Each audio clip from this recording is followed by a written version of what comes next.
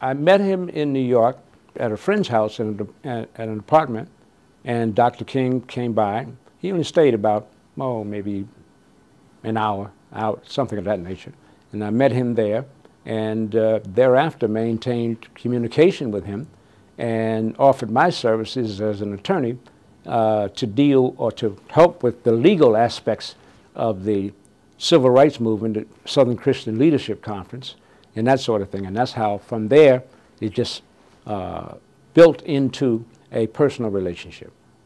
Dr. King and I had occasion to meet at my apartment, at the Colonnade Apartments at 51 Clifton Avenue in Newark. He was here for Poor People's March. And he came over to visit, and we had dinner, and as I recall, fried chicken and some other things that my wife had prepared. And we talked about what was going on in the country and this and that, as we normally did. And he said to me that I'm going down to Memphis to mediate or to participate in and be a spokesman for the garbage workers in Memphis, Tennessee.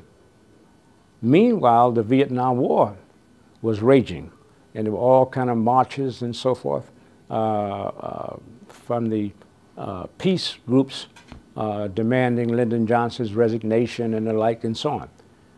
I didn't think that he should speak out against the war in Vietnam, that let that be an issue tackled by other persons, and we would stick to our knitting as it relates to the civil rights struggle.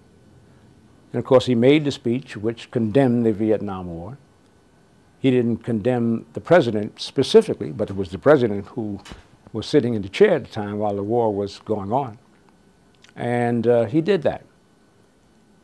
And he went on to tell me about sometime thereafter that he was invited by the president to go out on some yacht.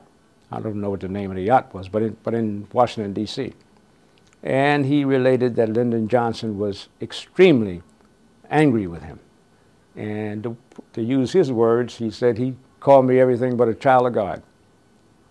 And that was that. So going fast forward to this last meeting that I had with him during the Poor People's March that I spoke about, he told me about this. Then about an hour and a half later, he was supposed to come back 2 weeks later to christen my daughter. And he said, I may not be coming back.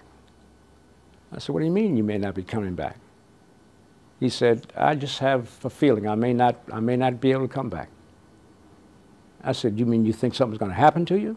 He said, well, you just take what I said. And when he said things like that, I never, because it was obvious that he did not want to go into any further detail or whatever was going on in his mind. And of course, he went down to Memphis, and true to his, or I have to call it his prophecy about his own death, that he was assassinated. And while down there in Memphis, as you know, he gave a very prophetic speech, the mountaintop speech. And that he had looked over the mountaintop and looked on the other side, and he wasn't fearing any man.